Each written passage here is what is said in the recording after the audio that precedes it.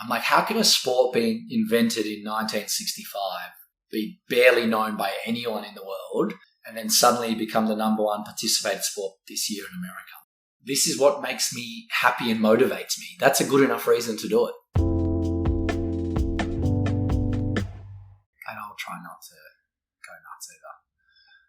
Cool. Okay, so do you remember our conversation Pretty before? much, yeah. Like pretty much everything. Do I need to recount it word for word or? No. Because, we're talking about, the most, I guess the moving back and also the sort of formative moments in my life to date. And then you ask, obviously, I think 3 questions that you ask everyone at the end as well. But, I remember it quite clearly. It was probably, more talking about, family, those different moments that shaped me, between your early 20s to late 20s as you finally mature as a guy, which is usually late 20s, early 30s into late 30s. I think it was more about that and everything that I learnt and got out of the PointsBet experience as well, which I was still consulting at the time, but the majority of the experience had been done. The startup in Australia, then moving to the US to start things up there and growing at such a rapid rate and having so much responsibility in such a short period of time. It was incredible. Like, there's ups and downs, but overall I learned, 15 years worth of management and work experience in like a 6.5 year period.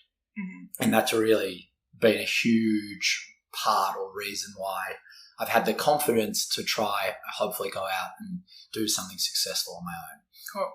Okay, so before we get to pickleball, do you want to give people who haven't listened to that episode like a 20-second summary of what they need to know about Ron to understand who you are? It's a great question. 20 seconds. Jeez. I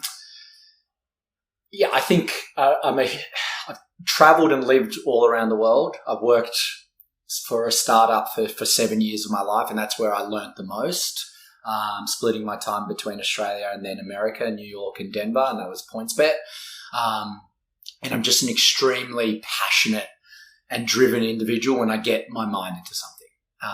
And a lot of people are like that, but that's really been the sort of crux of everything that I've done is once I do it, I want to do every single thing in my power to be the best and learn the most and apply that to everything. And that sort of led me through all the journeys, whether it is the 2 degrees I've done, living overseas, traveling to 60 countries now, PointsBet for 7 years, and then this year, which has been a very interesting year of my life. Do you reckon that comes from either of your parents who are outside? No, they're outside playing pickleball because pickleball is a sport for all ages. They're in their early 60s. No, I think they will tell everyone that I'm very different to them. I'm a massive risk taker. I love risk. I enjoy everything about taking risks. And they're very risk averse. And I think a lot of people in that generation are. It's a very different generation to ours. But I think what they allowed me to do is just confidence. They believed in me from day one. And that took a long time, that self-confidence, like anyone else. But eventually, if you hear the same message over and over and over, then you can become the risk taker. So although they're completely different to me, I think that confidence and that unwavering, quite annoying love that they have, because it's overbearing in many ways, it does allow you to, go and do things you might not have done before. But they took a big risk to come here as immigrants. That's a really good point. And that was one thing we discussed. And that was purely for me and sacrifice as well. And I feel that sometimes that they made such a sacrifice so that I would have, and my brother would have the chance for success. And it's not like I think about it day to day, but every now and then it does play in my mind that, like, make the most of that. Like, don't just sit here and meander and, like, have a pretty good life. Like, they gave up everything. They probably haven't had the life that they actually wanted to. If you ask them, they've had a lot of stresses of being in another country, immigrants, hard to make friends and all those sort of things so that I could have the best possible life. As I've gotten older, I'm like, I'm not going to waste that opportunity. And I know that means a lot to them, that they sacrifice, but there's a reason for that sacrifice. Amazing. Yeah. Okay, so the last 10 months, what's been happening? You've built this empire.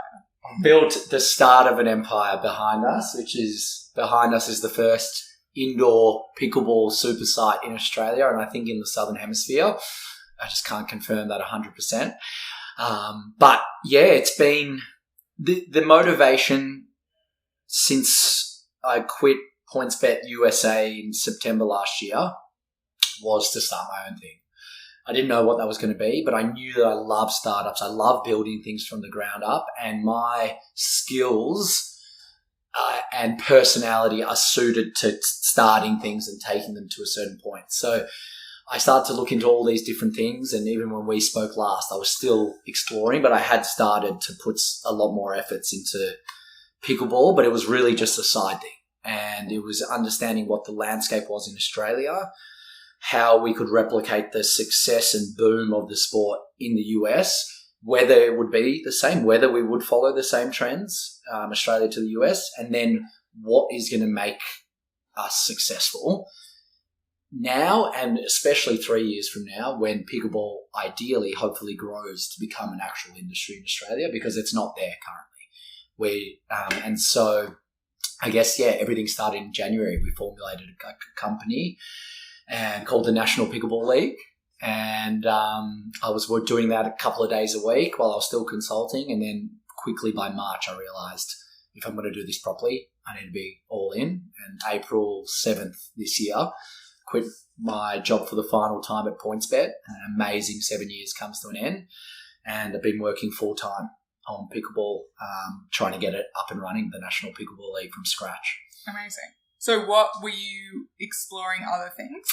Yeah, to be honest, one of the key angles, which a lot of people have when they move back from somewhere overseas, is what worked well where I was living that could now work back in my home. And so for me, it was what was being done really well in the US that we could potentially do well in Australia. And I looked into a lot of different things, but then it actually settled on two sports, pickleball and paddle, or padel. I looked into padel in Australia as well. Do Americans call it padel? Well, someone calls it padel. I just want to sound cultured because I'm not a cultured individual. I can fake it with the best of them. But so is paddle big in the US? It's big in Europe. But when I started looking to pickleball, everyone asked the same question. Is that paddle? I'm like, no, they're two different sports. A lot of people think they're the same sport. And so when I looked into both in Australia, they're very much in their infancy phase. Yeah. But paddle, they have courts at the Australian Open last year. One court. And they have 4 courts in Docklands, and they just added 2 extra courts in Docklands. But at the time when I was looking into things, let's call it October, November last year, there were 20 courts in Australia for paddle. That's extremely small. And so actually I looked at it, and paddle was even well behind pickleball. But what was the kicker for me is if I'm going in to start something, what are the upfront costs? I'm not a billionaire yet. You can't just throw any idea into it. And the upfront costs with paddle are just so much bigger than pickleball. The fiberglass. Courts cost upwards of $100,000 just for one. They're small, and it's a huge capital investment for still an unknown return. How are you going to monetize it? Is it going to have the same take up in Australia like it does in Europe? Yes, but you don't know that. And who has $500,000 or $1 million sitting around? Not everyone. So just to put into 1 or 2 or 3 or 4 courts. So I looked into that, and then you look into pickleball as a comparison. It was slightly more ahead. Pickleball's existed for 10 years in Australia, since 2013. But courts are much simpler. Theoretically, you just need a slab of concrete. And then the other thing that pickleball had against paddle was that it is just, from what I'd seen in America, because I'd seen the start of the growth when I was still living in Denver, is that it was a sport for everyone that I'd never seen before. And it was a sport for people who aren't obsessed with sports that suddenly love this sport. And so to me, that was a light bulb moment that there is a potential here for something bigger than sport. It's a community-driven initiative, because so many people can like this sport, and I started to see that in America, and then the infrastructure isn't that expensive. I'm like, if you do this right, if you market it well, there is the potential here to create potentially the largest community in the next 5 to 10 years that any sport can do, because there's no sport that has ever appealed to so many different age groups and genders at once, which is why it has grown from nothing in America in 2019 to now the most participated sport this year, and just this crazy phenomenon over the last 2 years. Okay, so do you want to quickly explain what it is for people who haven't had the pleasure of being taught by you? Yeah, would you describe that as a pleasure? How would you give it a rating out of 9? How you enjoyed your first time playing pickleball? You don't have to lie. No, I loved it. It was so much fun. Yeah, so that's about a 7, judging by your tone, but that's perfect. Yeah, this sport isn't supposed to replace your favourite sport and become the next big thing that everyone watches. I guess doesn't answer the question. We'll get back to that. But pickleball is a really simple sport. That's at its heart. It's played on a badminton-sized court, so much smaller than a tennis court, about 60% of the size. Exact same size as badminton. On the outside, yep. Exact same size. It's played with a tennis net, same height, roughly, and obviously shorter. Width-wise, and it's played with a plastic wiffle ball, like an air ball. Yeah, that's the weird bit. That's the bit why it's not a 9 for me. Yeah, because it is different to like that beautiful, glorious feeling of the tennis ball coming off the strings. It's not a purist sport, and I say that being heavily invested in it and loving sport. I mean, anything American's not purist. Probably, basically. Exactly, which is fair, but essentially it's just a really mini tennis or big table tennis, and it's just much easier on the body, and its doubles is what's grown to fame because it's the most accessible sport because you don't have to cover as much court and you can play with so many different ages. But essentially it really is just a mini tennis, and the only difference is that you obviously serve underarm, and scoring is like old volleyball scoring where you only win points on your serve. Otherwise... Which is so fun. Yeah, really fun. And you can hear... Sorry. Like me hitting that winner against you, but it's like, don't get a point for it because it wasn't on my serve. It wasn't on your serve, yeah. And thanks for letting everyone know about that winner. But it was a really good shot. That was actually like your second shot of the game as well that went cross-court. And I think, the great part as well is that we could hear it, like you can speak the whole time. Like you can... Yeah, because tennis you can't really chat. You can't really chat. You're too far away. And paddle, it's too loud. Paddle's too loud and too intense. Like I really like paddle, but it's once again a bit more of a purist sport. Pickleball, you're sort of here on either end, sometimes really close to the net, and just chatty. You can hear each other's emotions, and it's really made that social aspect stand out. Yeah. And then there's just rules with volleying. Yeah, so there's the main rule is this little, because it's a smaller court, there's this little area next to the net that's called the kitchen or the non-volley zone, and you're not allowed to volley out of there because otherwise points would end really, really quickly. But apart from that, once that's done and underarm serve and you've let the ball bounce twice, it just turns into tennis. You can't hit into the net. You can't hit it out. You can't let it double bounce, and you want to hit winners. And you slowly get used to it. The last thing worth mentioning is that it's not a tennis racket, and it's not a table tennis racket, and it's not a badminton racket. It's called a paddle, and it's more like beach tennis paddles. If you've ever seen those guys, those Italian men in Speedos on the beaches just hitting, playing beach tennis, they're not the same, but they're much closer to that than they are. Expensive. And a bit more expensive. Like this paddle here from our National Pickleball League sponsor, 6-0, is a $225 paddle. But they play amazing. They're just different to other racket sports. And they must last ages. They last ages, yeah. Because paddle, they wear out because you're like smashing the wall and stuff. Yeah, they last ages. You need to take care of them because, you're going to be reaching out and hitting the ground quite a bit. So, like, the edges can get a bit that. But if you take care of them, yeah, they last for a while. And they're an investment in, like, people play the sport. We've had people in our centre that come 5 days a week, because it is a bit lighter on the body, and it is like this addictive sport that people can really get into. So, yeah, you want your paddle to last a long time. And how much are the balls? Balls are like $3 or, packs for $6 or $7. I mean, we provide the balls. Tournaments, we provide the balls. But eventually, like in the US, when the sport grows to what it is, people buy their own balls in packs, of 20, 50, 100. But, yeah, they're air plastic balls. Yeah. And how long do the balls last? A lot less than the paddles. Like if you played, like but longer than tennis. games? Depends. Like if you're playing a tournament, we change balls every 3 hours. Because they just get beaten Well, they like if you're playing casually now, like people could use the same balls all day. Probably after 2 days, you change them over.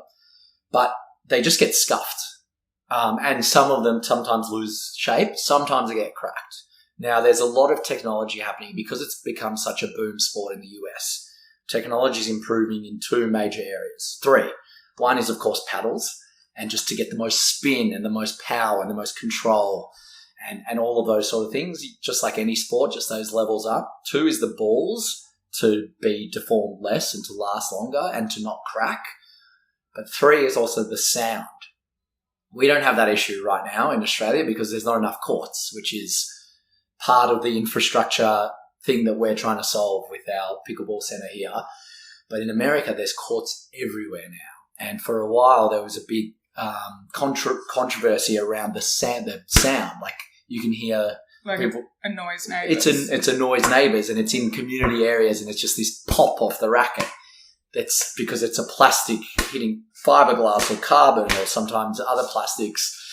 Now, there's a lot of technology being done to reduce that sound because the courts they're popping up everywhere, and there's funny lawsuits every now and then about one individual suing their county or their where they're living and saying like this sound's driving me insane. Only in the US. Only in the US because everyone sues everyone. Yeah.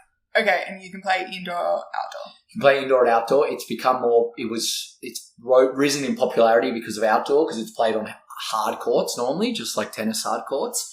The issue with outdoor in recent times, now that it's become more popular, people are taking it more seriously, is wind. The plastic ball is not great for wind, obviously, being so light. And so indoors is where that's not impacted at all. But the beauty of the sport is obviously playing it in the sun, outdoors on hard courts. It's not very common to have indoor hard courts, but that's now popping up all over America and Australia as well. And so were you playing in the US? I did. That's where I first played it and I was exposed to it for the first time. So I actually turned it down for 6 months, which I'm not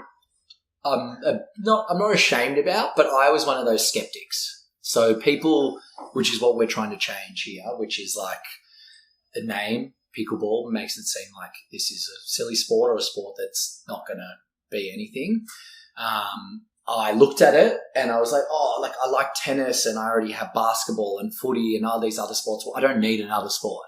So I got asked to play for 5 months, March to August. By friends? Friends, as they started to get popular in 2022. Just like for random matches? Yeah, they'd be like, there's 6 of us because it's so social and you swap pairs. Come down to the local place in Denver, in Cherry Creek. They had a facility there with like 20 courts. At the mall? Near the mall, right next to the mall.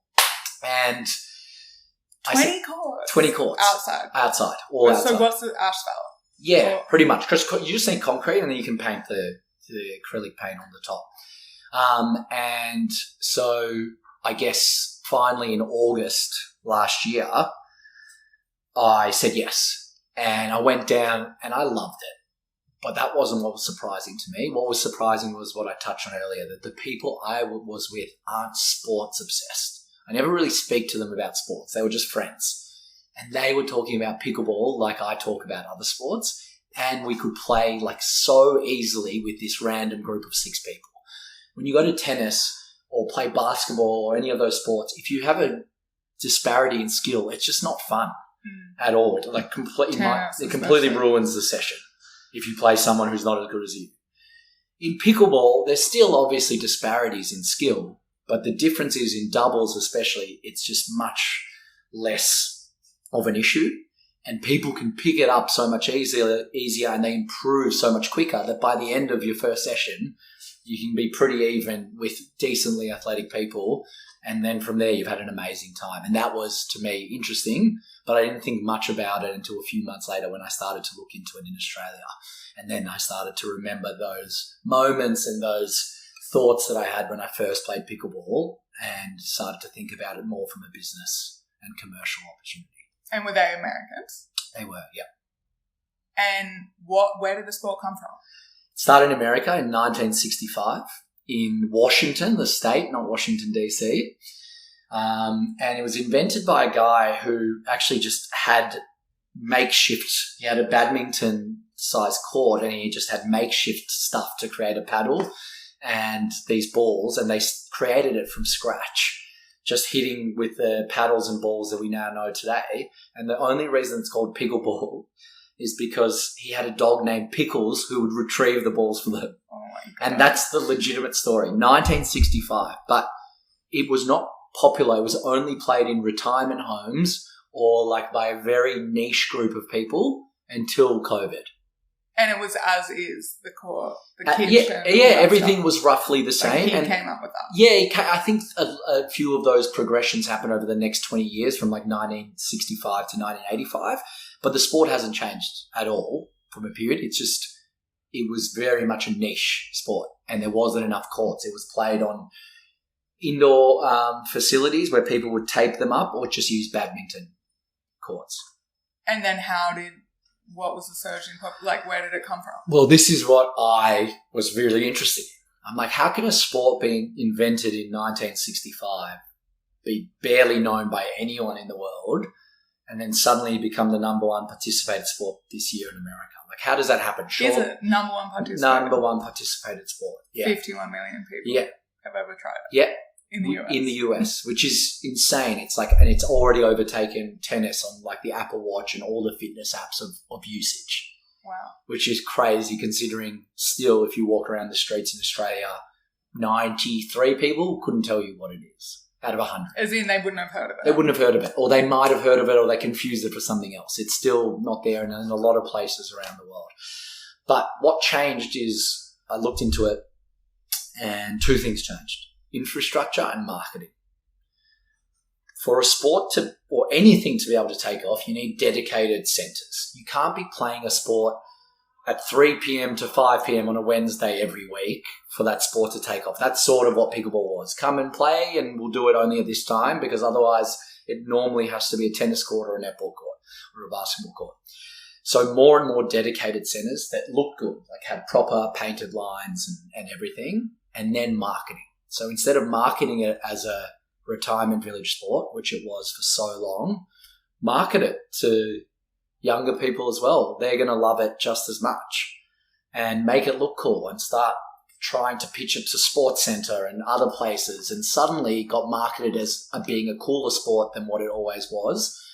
And the videos that were being shown were on dedicated courts because previously, and even in Australia, one of my biggest pet peeves or the opportunity I saw was that these photos are taken of pickleball and they just look so average. You have in the background like a scout hole and all the lines on the court and it like looks like your primary school that grew up. No one's looking at that on social media or in the paper or on TV and going, I have to go and try that sport.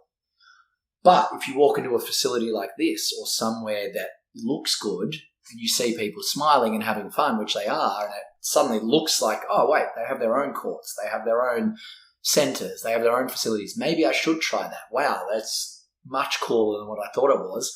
You might give the sport a go. And that's the whole premise behind why we even started this business, is that it just needs a brand. It needs a glow up, as they say. And that's what it got 3 years ago in the US. And who was doing that? I don't know if it was one person specifically. It just a trend started where pickleball became cooler and content that was produced around pickleball was much cooler. Like I even started to see it just pop up randomly. And then young, like friends, like I was just describing, be like, come and play. It's this new sport. It's actually really fun. It's a silly name, but you'll really like it. And skeptics like me took time, but then eventually once you try it once, you do want to come back and play it. And what's addictive about it is that you now have this huge pool of people to play it. If one other person's played it, then you know you'll be able to play it with them again. Yeah, and now it's to the point where it's like a meme. Like I sent you that video and you're like 50 people have sent me this. Yeah, about it's exactly. Like taking the piss out of like your classic American guy who plays it, yeah. And the whole, in that video you sent me, that whole, I'm not going to like the sport through to, all right, I'll try it, through to, this was better than I thought, through to I'm not going to play this once a week, through to this could be the number one activity I do with my friends moving forward, is that transition that we and others who invest in this space outside of America need to take the customer on that journey so that we create this pickleball industry that I know can exist, but is still probably a couple of years away from finding its feet in Australia. So interesting. I was just thinking how it can grow so quickly because it's a thing that you do and you talk about. So it's like learning about paddle in London. It's like if you know a European, like it's like, what are you doing this weekend? And then it's like playing paddle. Like you just hear like, oh, paddle is a thing that people are doing. So and then it comes into your awareness, and it's like that. Well, it is that. At the end of the day, it's that sheep-ish mentality or FOMO, which is what we're trying to create. It's like if enough people have done it or are speaking about it, you will eventually try it, especially if they're your closer friends or people you respect, or suddenly you see an athlete or someone that you follow or whatever, and you're like, you know what? Maybe I should. So it's exactly the same. And I think that's why paddle's also grown so quickly in Europe. It's the exact same philosophy that you just described.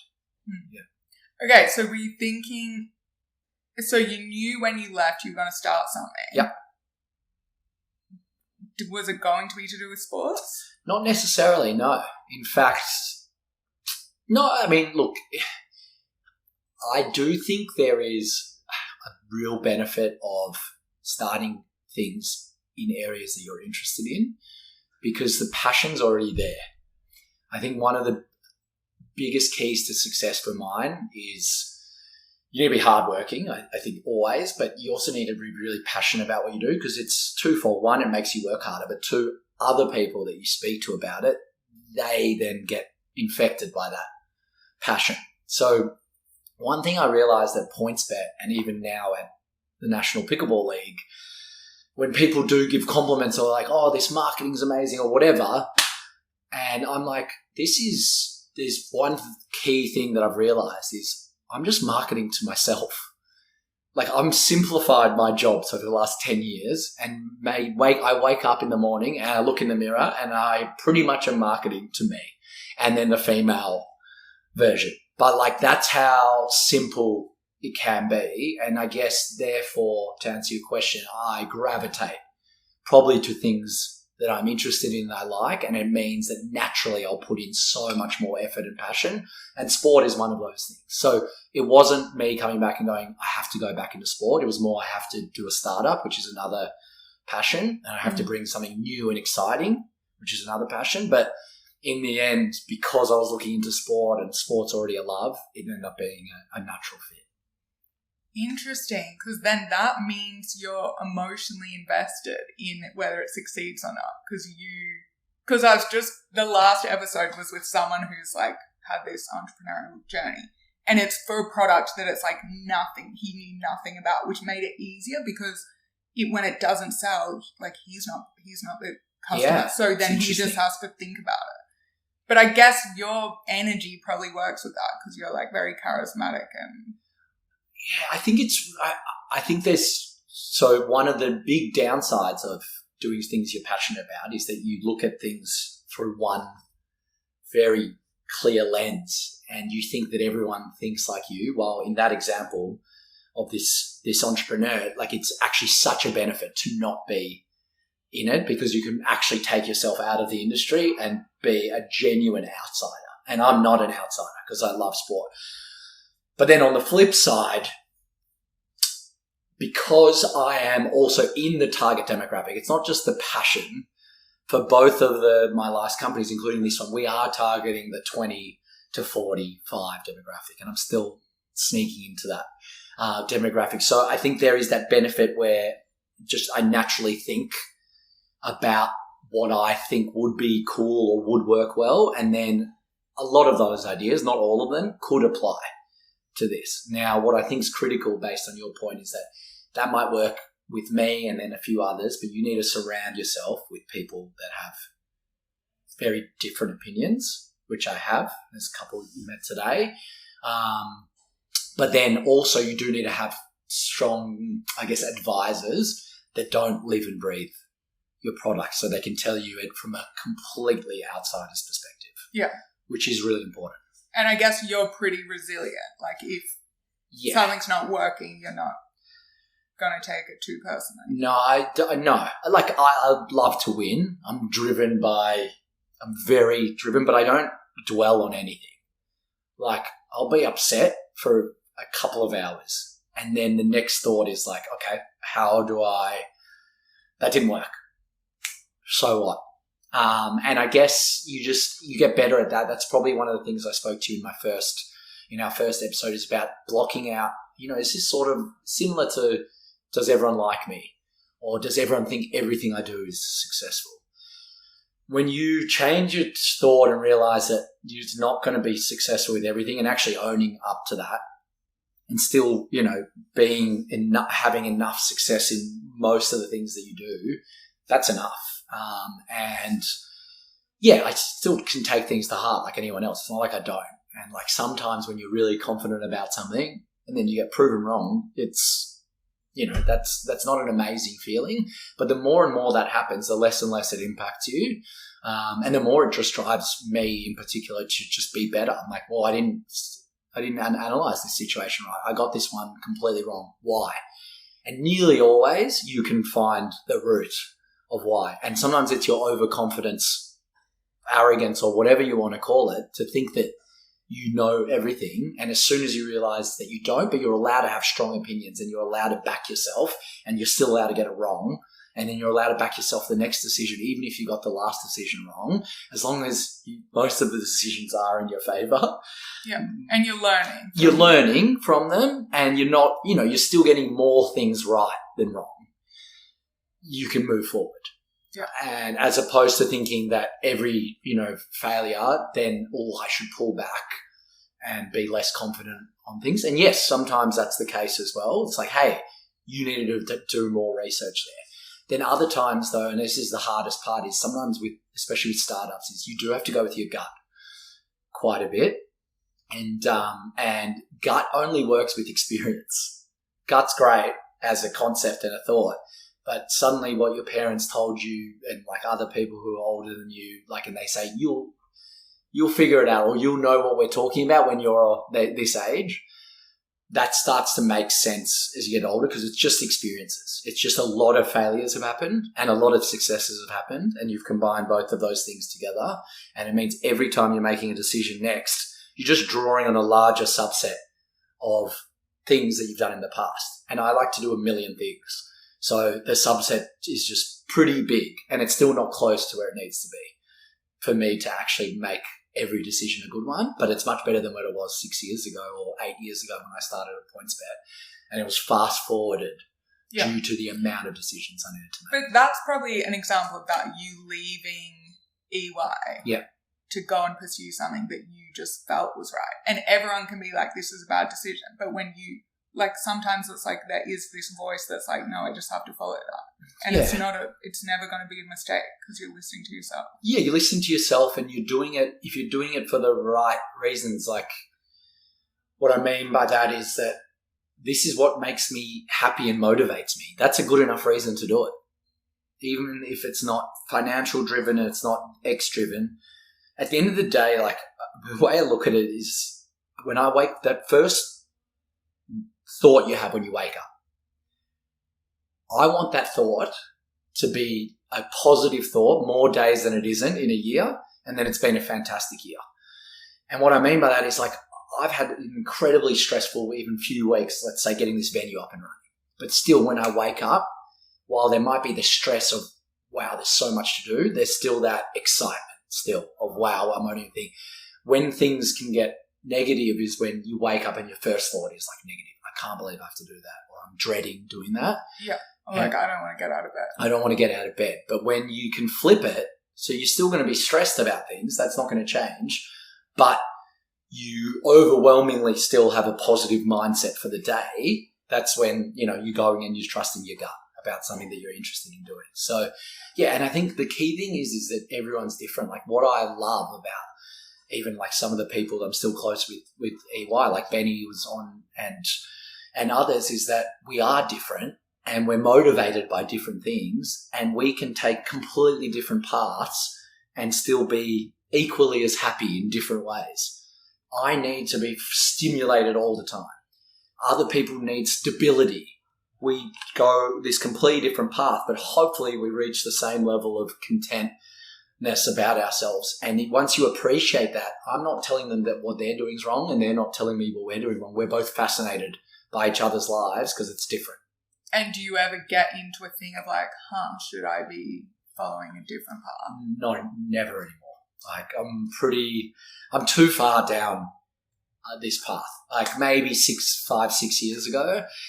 I think this year there has been some self-doubt, very sporadic, but it's because it's the first time where I've done something where the final buck stops with me. And that's a different type of responsibility that I just never experienced before. So, of course, it's going to feel weird and a bit scary. And some days, because I'm so self-driven, if I fail, I can cop it.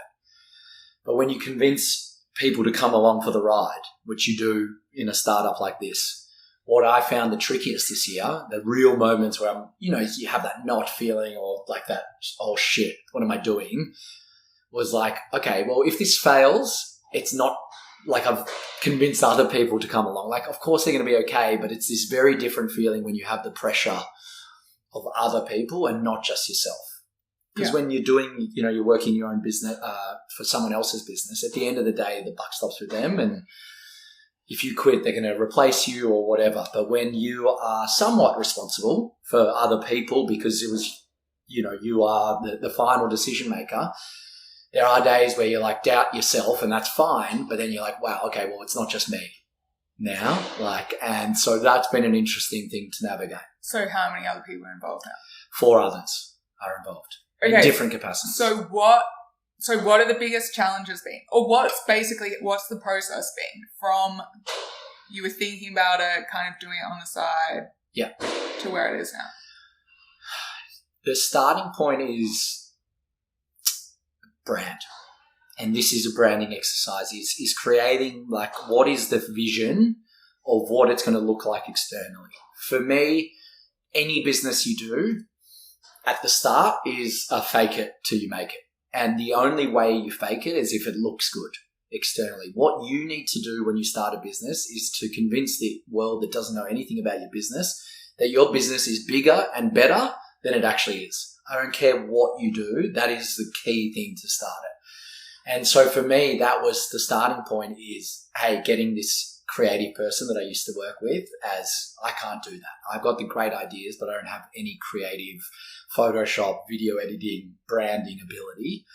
Creating that brand. We created the logo and the colors from day one. And then from there, it was like, how do we start to build a brand? It looks so good that I'm like, thought it's like I guess that's the idea, that it looks like it's like the official thing to do with pickleball. And the name as well is like makes people think it's super official. That's it. And that was part of the choice at the start. Like now we are proving and doing things that the National Pickleball League should do. But when I first registered that name, it was just me on a website. Like we hadn't done anything. And like we just created a logo, and I chose between, there was Australian Pickleball League, there was Pickleball League, but like I registered 10 business names, and in the end we did a debate between the 3 of us at the time that were talking about this, and we chose one, we chose a logo, and then we said we need to start creating content because like I said, you need to appear to be bigger than what you are. So the first thing was like, okay, how do we actually get content out there that makes us not just seem like we're the National Pickleball League, it starts to actually build a persona. And you just knew that intuitively? It's just marketing background. So having done all the retention and customer marketing at PointsBet for the last 7 years, it was part of a degree, and having a marketing passion, I guess that intuitively or learnt, over the bit, how important it is to get your brand right and brand perception, not actual brand reality. The key is the biggest delta you can possibly create at the start between what your brand really is and what it's perceived to be. Okay. And you love making content as well. I like making content. I'm just thinking, sorry, this is so helpful for my podcast. Yeah. But but I feel like I intuitively do it by bit. It's like, oh yeah, I have this podcast, like how to form a prime minister and blah, blah, blah. And then people straight away like, oh my God, it's this like huge deal. How many people in your team? And it's like, yeah. Exactly that. But that's the point, is that we could run the best tournaments in the world. If no one knew about them or cared about them, it doesn't mean anything. Which is sad in a way, but eventually those lines connect. And what I mean by that is like the quality of your product eventually needs to be good. But at the start, that's actually not the most important. It's what is the perception of your brand. And then eventually once a lot of people come on board and start listening to your podcast or start playing pickleball with you, then you need to still serve them a really good product. Otherwise, they're not going to be retained customers. If they didn't enjoy the podcast they listened to, even if they did hear that there was a prime minister and these big CEOs and bigwigs, if they didn't enjoy one, they might not listen to the other. So you still need the product to get there. Yeah, and if it's a complete fraud, like it will eventually be eventually. But that explains how things can become like huge phenomena. They can. And it's like absolutely. In early days, I was talking as if we're the National Pickleball League, but really we had nothing to back that up apart from we'd run one event in Welcome to Thornbury. That's how it started. A Learn to Play Pickleball Day. We blocked out the bar area in Welcome to Thornbury. What's Welcome to Thornbury? It's like a bar, an outdoor bar area in Northcote. And you like taped the ground? We taped the ground and they moved the food trucks out. I was funny, I actually screenshotted it to the boys the other day. I posted about it. It was February 26th. I'll never forget it. Our first ever event. And we just had one court there and we did this little partnership with them. They posted on their social media. We got probably 150 people through, all learning to play, but we got a videographer there. Wait, you got 150 people there? How? Through, because the beauty of it is they already had Thoroughfare because they're a bar that's open on Saturday anyway. And then they advertised it on their social media too. And so people dressed to play? No, but they came knowing that they can just have their food and drink that they normally do in like a beer garden, which is what it is, and that this National Pickleball League is setting up one court there. And did you know the people there? We knew, like, let's say out of the 150 people, maybe 50 were our friends. No, I mean the people running the bar. Like, why did they agree to it? Friend of a friend. And this is another theme that is just the reality of it, but one of the massive things I've had to finally lean on is this huge social network that I've built over the last 15 years of travel and being a relatively social person. Suddenly, for the first time ever, those became business contacts. No, but that came from your parents as well. You said in the first episode that they encouraged you when you were leaving EY. It's like you have this network that we as immigrants don't have. So, like, use the footy club. Yep, and whatever. I did. And so, like, even one of our connections, it was just a friend of a friend who introduced us to Welcome to Thornbury. And that allowed us to do it for free because it was a friend of a friend. And then what we did, it was different, is this random event, we paid a videographer for a full day. That content lasted us 3 months from one event. Huh. That's expensive to get a videographer. It is. It cost us $1,000. But really the benefits was I was able to start a whole business and raise money based largely on one day event. Now, we did social leagues after that and we started to build momentum, but the social leagues were done in a facility that I was explaining earlier that made pickleball look poor. It was my old high school. We took some photos, uploaded them to Instagram and realized this actually hurts pickleball and hurts our brand, even though we're doing the right thing by spreading the word. So really we had to create our own little content and rely on that original content that looked amazing. So was he making the content? No, one of the guys. One of the guys that I started the business with. It was two of your friends. Yeah, two of your friends. One of them was making all the content and we were just taking different bits of it and turning it into posters and advertising social leagues and doing fun facts and creating a bit of a media and website profile. On Instagram? Instagram mainly. Instagram's our number one focus, not TikTok yet. That's next year, 2024. We just haven't had the time to post. To commit to TikTok, I need to know we're going to post daily and we just don't have that bandwidth right now. But website. We created a really good website. Once again, it's your shop front. It's like where people, they hear about you, they're going to search your website. And in this day and age, our target demographic is going to be on Instagram. So we had to make Instagram look really good and we had to make our website look really good.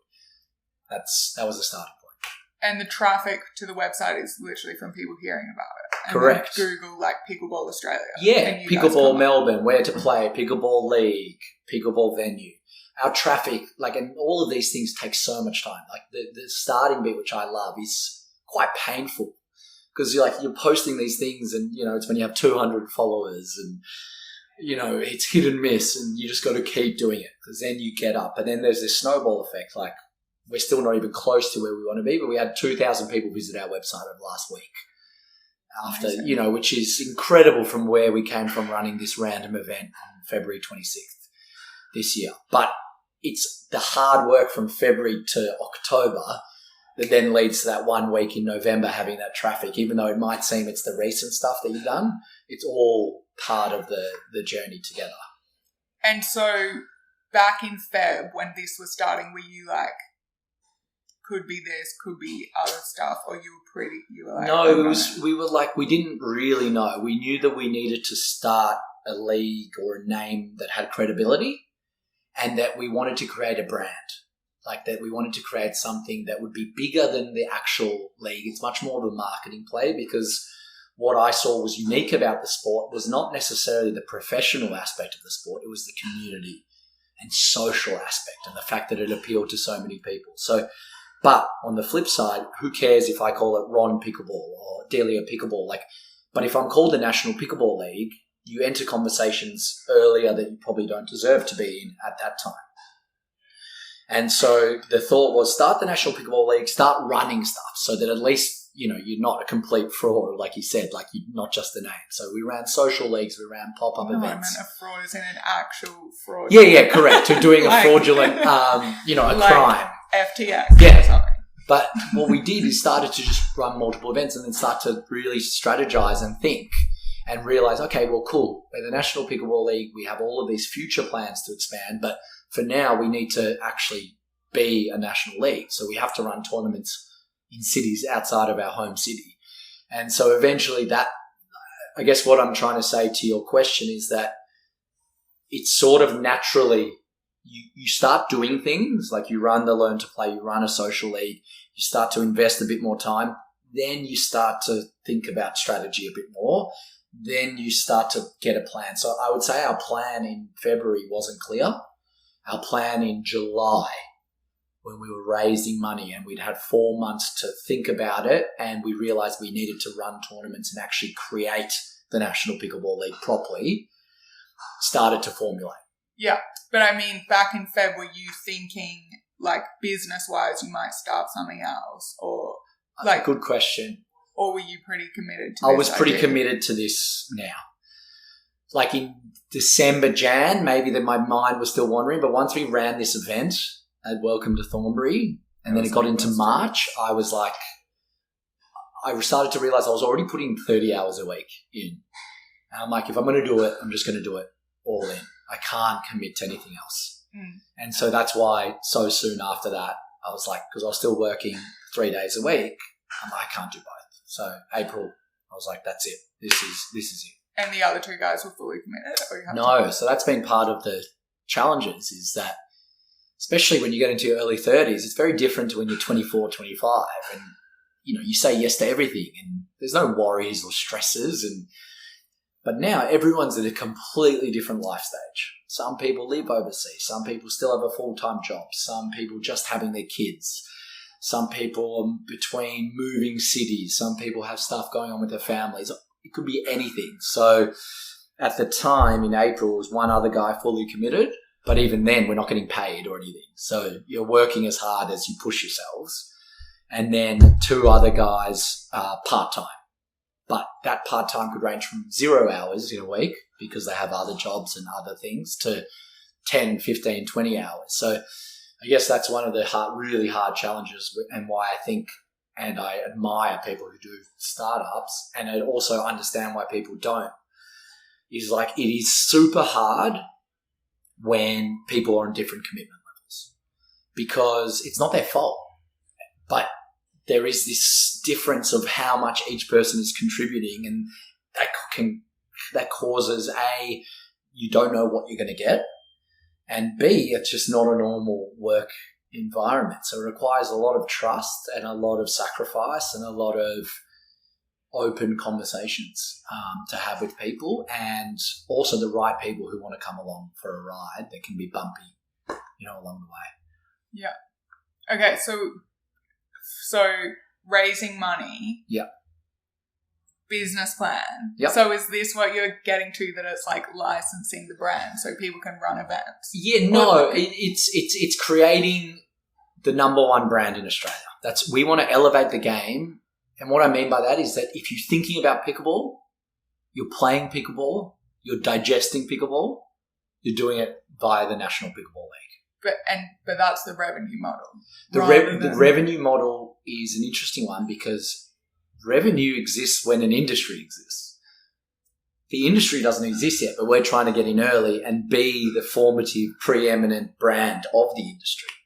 Where you earn revenue in my opinion, here is and why we did it, is venues. If you can get them right, they can become profitable. B is brand sponsorship and collaborations. For me, that's the most upside of pickleball.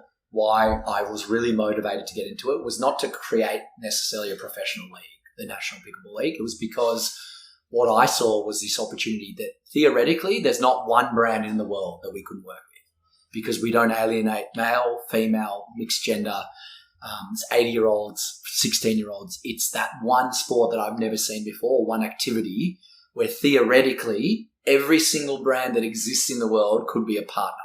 For me, that upside, as someone who loves marketing, is fascinating. And that's going to be a big part of sponsorship and brand collaborations. That's a second revenue stream. And the third and more unknown revenue stream is around the actual tournaments and professional side of it. For that to become a revenue stream, it needs to absolutely take off. Yeah. Now, you need eyeballs to get streaming deals, to get bigger sponsorships, to get ticket sales. That stuff is what we're going to commit to. We're going to run a league next year and we're going to commit to that over the next 5 years. But that's an unknown, whether people will come and pay money to watch pickleball. That's the big debate in America right now. Everyone thinks commercially. The other areas that we're not in yet, paddles, is an incredible revenue stream if you get it right, and merchandise. But if we create a brand that everyone loves, then you can spin off into other things. That's always been my philosophy. Is I couldn't go out there immediately and sell a paddle that anyone would care about. If MPL is the biggest league and the biggest venue provider in Australia in 2 years, when we produce a paddle or merch, it'll be much easier to sell it than from day one. So that's why it's important to do that. You'd make your own paddles? Or that's long term, but why not? The community aspect, though, is the other revenue model, is the fact that you can create these massive social leagues and communities where people play and pay to be around, or pay to sit at the bar and have food. I was telling you this earlier, but we're planning to run hopefully 2 or 3 corporate or social events a week in our venue, because it's such a sport suited to that. And I think that is potentially the number one revenue stream if you do pickleball right. Yeah. Yeah. Corporate events. Because, obviously you rent out the courts. But then you have this area where people just hang and talk. And they've done something. And they would pay entry or something. Well, it's even on the weekend, we just had a group of 25 people, 12 kids, 13 adults. They just rented out the space. So, they played pickleball for... Oh, my God, that's have you heard of shuffleboard or something? No, as in the game shuffleboard? Or is it the thing in the US, that was a thing. We would go to this place in Brooklyn just to hang out. Oh, it's like bowling. Yeah, exactly. Exactly like that. AMF in the 90s. Remember, growing up, going to the bowling alley, the birthday parties, the fries, the hot dogs, the machines. That, but with something that's even better for you. And so for me, what I'm trying to market is this is the most social sport in the world. But remember, you're also doing something amazing for you when you play it. It's health and wellness and fitness. And so can you create a movement? Now, movement's a huge word. Revolution, even bigger word. Whatever the level below those 2 levels is what I want to create, which I think is community.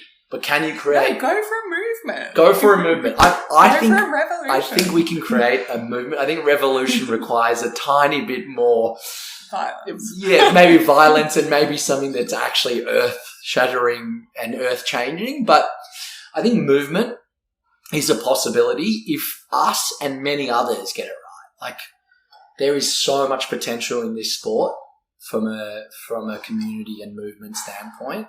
It just needs the eyeballs, the awareness, and the right collaborations. And for me, that's it. It's a marketing exercise. How do we market pickleball so that everyone wants to play and wants to get involved? And when they're watching our events or when they see you post a photo from our venue, they're like, what is that green place? Why is everyone smiling there? Is that person having a wine in the background? Like, I've never seen something like this. And so that's the vision, the FOMO of not being there. And eventually it's not FOMO because the majority of the country and your friends and social groups are doing it. Amazing. And then it's so exciting you get to experiment with all the things you can do.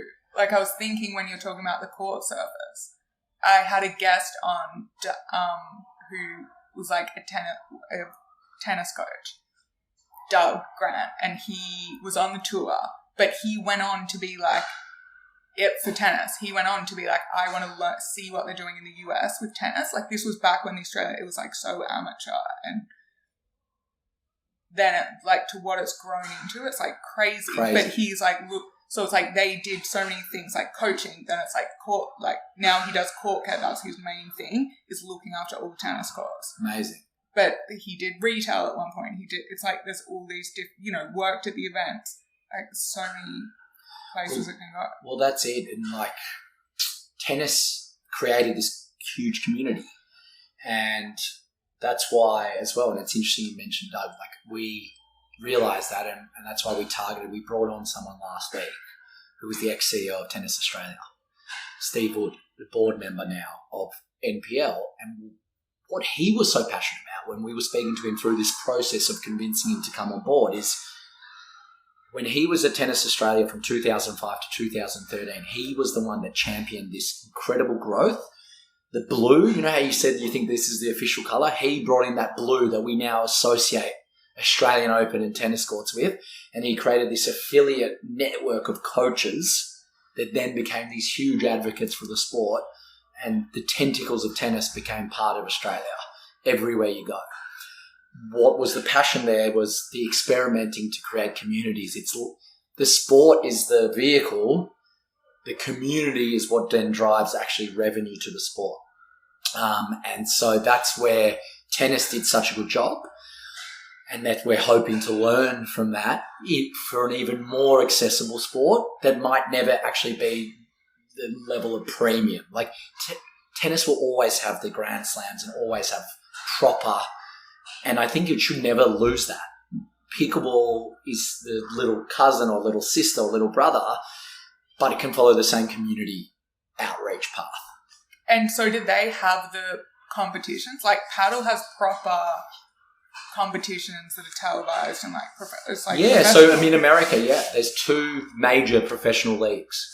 Wow. The MLP and the PPA, and they are proper professional. And over the last year, those players are getting paid nowhere near like a NBA or NFL or MLB, but similar to like an Australian rules football. It's crazy. In the last 12 to 14 months, these players who have been playing professionally, but really like no one knew about them and they're just playing in a small group, are now actually playing professionally. Now that's part of what a third pillar of our business is the actual league, the National Pickleball League, which launches in March next year. But the view there is it takes time. Like, yes, like our tournaments are professional tournaments. We've run 3. But really, and they were streamed, but like they're not being shown on any TV channels or anything. And next year when we launch this league, we're going to stream and broadcast to our own OTT platform. But that's a starting point. It's the incumbent year of the league. Eventually, you do want, even by this next season in August or 2025, that maybe it's on a well-known sports online platform. Maybe it is streamed directly to YouTube and a specific sports channel. And then maybe in 2027, or something, these when you could start thinking about, hey, this might actually be on Australian TV at some point.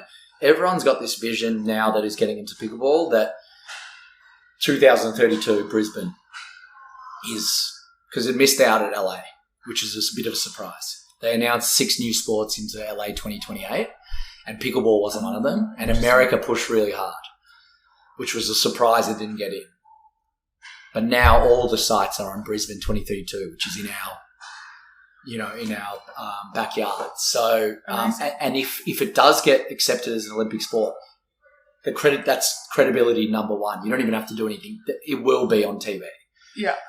So it's just got a longer path, and that's why we need to be realistic about our league. We're going to give it we're going to create an amazing league. I'm going to market content. We've got an amazing team that are going to make it so cool. But how many people are going to watch it next year?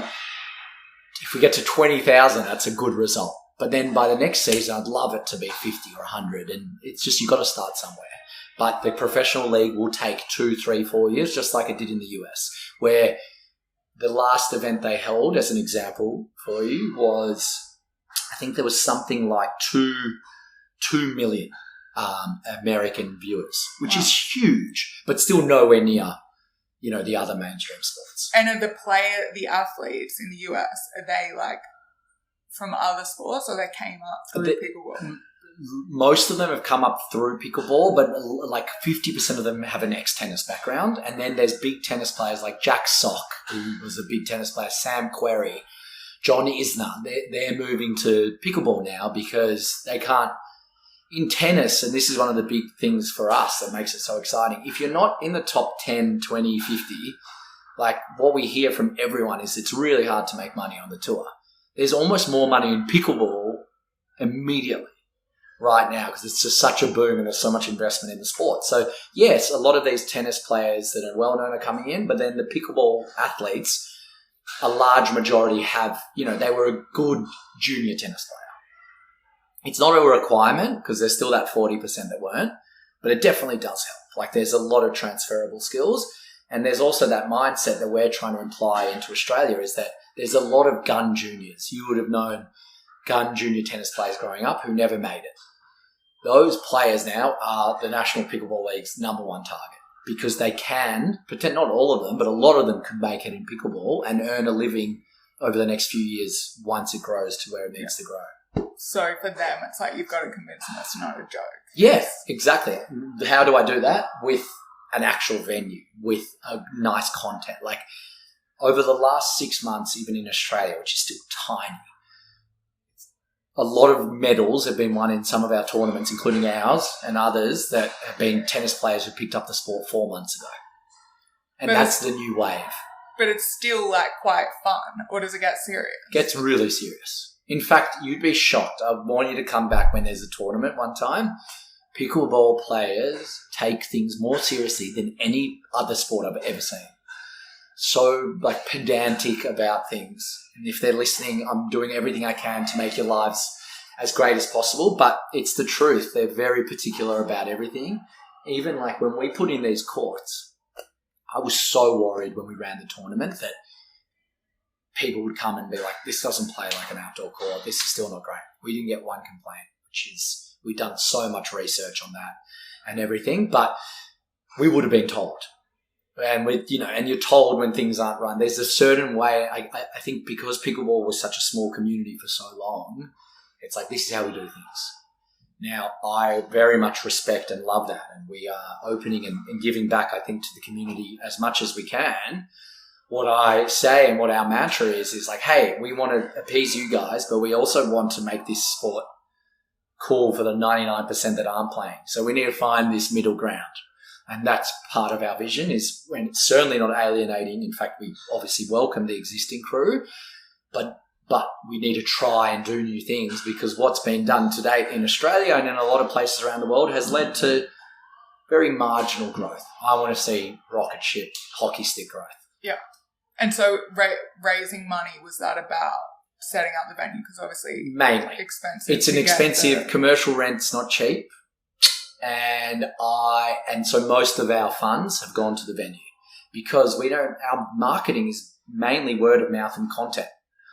So really most of the funds are in the venue, and when we potentially raise money again in the future, which is on the cards, that will also be further venue plays and potentially general expansion as we look to really infiltrate via affiliate clubs around the country and open venues in Sydney, Brisbane, Perth, second one in Melbourne. The reality is, even in America, they did a stat the other day, they have $1 billion requirement of extra infrastructure to meet the current pickleball need. Oh my God. And they have been going nuts for 3 years. So it's just like this phenomenon, and it requires people to invest in infrastructure, and we've gone out on a limb, raised money to create a brand and to showcase our brand via venues. And what a venue does is gives you ultimate flexibility to do every single part or pillar of what we want to do. Yeah. And how did you go raising money?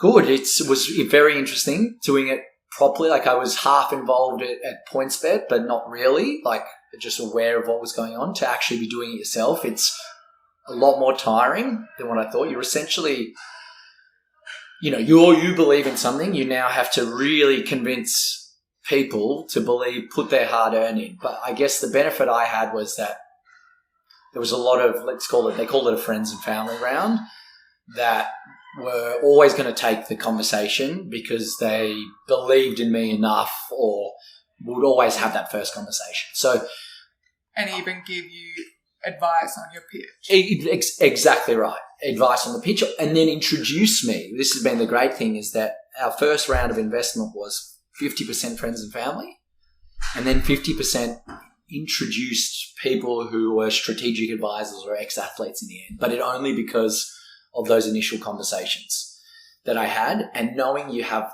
the friends and family round, I guess, when you do have the connections that I've been lucky enough to build, is awesome, because you're most likely going to get the funds to get it started. What I realized through the process was that I could actually relatively easily get the funds that we wanted, but I realized that friends and family are great and they're passive investors and they just let you do your own thing. But there's a reason why people get strategic investors, because if you have the right people behind you selling your message, you have a much bigger microphone. You also have greater learnings. And so we changed our tune from like, hey, let's just keep this really easy and just go to people we know, 1 degree of separation, to, hey, let's get some of those funds from people we know, and then let's explore some strategic investors. And I'm really happy we made that decision, because originally I believe wrongly of the opinion, and everyone might have a different opinion, that just keep things easy, because as soon as you go outside of friends and family, you have a lot more expectation. There's a lot more pressure. There's a lot more, it's a lot harder to convince people. But I think that's part of the process, is you learn how to sell the business. You learn what people who are not going to believe in you willy-nilly, what questions they ask, what are the holes they're going to pick. And you don't get that if you're just talking to friends and family. But other people, some people do the opposite, where they don't want friends and family because they don't want people they know, because that emotional connection, or of being like, oh, why aren't you working? Like, where's my money? Well, that's the good thing about that, is I get that. But I am so obsessed with work and such a hard worker that it was just never going to be that problem. The only thing I would say about that is that there is that thing that it does add that tiny bit of a level of pressure that's different to external people that obviously you become friendly with, but you don't know them from a bar of soap to begin. Yeah. Or I guess the unsolicited advice of just why are you making that decision? If it's someone close to you and they know the decisions you're working through and it's their money, whereas someone where it's more arm's length, they're not. I think they're not in the kitchen telling you what to do. Exactly. I think there's benefits to both, though, at the very start. I think sometimes you just need to get started. Yeah. This is my thing. And then sometimes the easiest way to get started is with the people that will blindly believe in you. And then you can then bring on, you're like, oh, wow, maybe this wasn't the worst idea. We need more money, or we need more strategic advisors. Now I should bring on, real people. So I think there's a benefit that unless you do have the funds, which some people do and don't, to really give things a go, is that you start, from your easiest source, the low-hanging fruit, and then progress your way up. But I think we found the right balance between low-hanging fruit and medium hanging fruit. And how many people came into the round? Seven different investors. And how much equity did you give away? 25%. And that's another really interesting thing going through this for the first time. Like, you don't want to give up any equity, especially if you believe in the idea. And so in your mind as well, you're like, why don't I just use my funds or get the funds or get a loan or all these things? And they're good ideas, but once again, you learn through this process. And what I'm sharing is really, really basic stuff, but it's still something that I learned, is that, yeah, you could get the funds yourself, but there's a whole reason why raising money exists. And it's actually a lot more than the money itself. And when you start to realize that, it's not just about having the money in your bank, because then you're just a guy with an idea with a tiny bit extra money. What the raising process does is it teaches you so much about yourself, the business, how the external world looks at you, and what future benefits you could get from bringing these investors in. And you start to realize that, yeah, while it might be frustrating that you came up with this amazing idea that you think is going to be super successful and you need to give up a chunk of the business, that's how the world works. And until you're super successful yourself and you can just start things based on your name and your own bank, that's how it is. Yeah, or that's the approach you're going for, because you're not trying to be like a one-location gym that makes money off. Correct. And that's not a bad approach either. And sometimes, you know, I do look back, like, and I do admire people that just look to build a business, and we're trying to reach profitability as soon as we can, but who look to build a business that is as close to immediately profitable as possible and just churns out a very regular profit each year. Like, there's something magical about that the world went away from 20 years ago, where it all became about valuations and pie in the sky. Now the world has shifted a bit more back to, like, are you guys ever going to make money? And which I really like, because that was the premise of business from day one, whenever it was caveman, medieval. And we moved so far away from that. And then COVID probably brought a lot of people back to, like, hey, like, when, you know, profitability is the number one indicator of business success, unless you're in tech, which can still get ridiculous valuation. Yeah. So, yeah, we, I guess, want to do both. And that's the thinking big and hoping for big. But, yeah, I assume if you're not doing that, then you don't necessarily need to raise as much money either. Yeah. So am I allowed to ask how much you raised? No. But okay. I think it's public knowledge, but I'm not going to share it. Okay. Yeah. Okay, last question. Yeah. Because, sorry, we've gone over an hour. Sorry. No, my fault. I feel like you just want to get back out there. No, well, I'm technically on shift, but this is what I do. Just, try to mix a lot uniform. I'm in my shift uniform, and I'm about to go and talk to our customers, you know, and learn that way. Learn by doing. Welcome. Yeah, exactly. How's settling back home been? Happy to be here? Ready? Thinking you'll move overseas again one day? I think NPL, National Pickleball League, has meant that it hasn't really mattered that much, if it makes sense. Like, I've devoted all my time to this now, that it was just about finding a routine, moving back. And so I found a good groove. But really, that only happened once I've fully invested in pickleball, and then it's now like I've opened the venue in the hometown, so I have to be here. But I still see my life being similar to my dream is still to live in a different place every 3 months for a year. Not like on repeat, but have 2, 3, 4 places that you're based out of, and that's your life every year. And I see if we expand to Sydney, which I hope to, I want to live there for 6 months of the year, and so on. So what's been interesting is that, yeah, everyone's life's been different, like I touched on in the first, but immersing myself in something means that it's actually not that hard to move back. When it was hard was when I didn't have this. From November even through to March, you just feel like it's just so hard moving from the excitement of every day being in New York or overseas and everyone having this amazing energy to everyone's pretty set in their ways, and you don't see people for 3 or 4 weeks sometimes, but that's okay. Finding the purpose again has meant that I don't think about that as much. Yeah. Cool. Okay. Do you want to update your 3 words from last time. What was the question again? How I would describe myself? The best version of you. The best version of me. I actually don't remember the exact words as last time. I remember the themes. I re-listened to the whole episode, but I stopped it right at the last 3 questions. I think one of the... Look, I'm not going to try guess. The best version of me is... and let's see how close it is to then. I hope it's really similar because I think those values... You hope to keep those values. Obviously, you want to keep improving, but is still present. I think being in the moment for every conversation, for every person, for every experience I have, like... wanting to have that as a number one trait.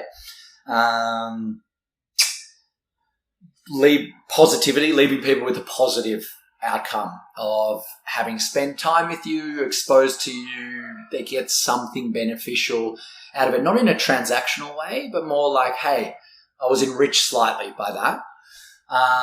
And then this is probably different, but yeah, humor. Like, I just think I've seen this year more than ever, or the last few years, like the number one key to happiness is just laughing more.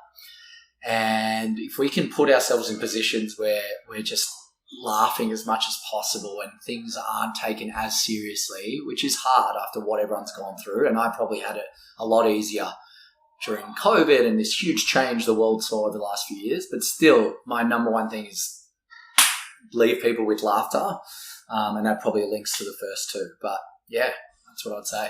Amazing. Awesome. Thanks for the chat. No, thank you. Sorry it went so long, but can't wait to have you back on the courts. Pretty much 24/7. Hey guys, thanks for listening to this episode. If you enjoyed it, feel free to share it with someone. And also, a random 23-year-old just messaged me on Instagram and told me he found the podcast through the algorithm. So it actually does help if you review the podcast and subscribe or follow. And then you get to find out about future episodes as well. Review or rate, you know what I mean. Anyway, it would truly make my day. So thank you in advance.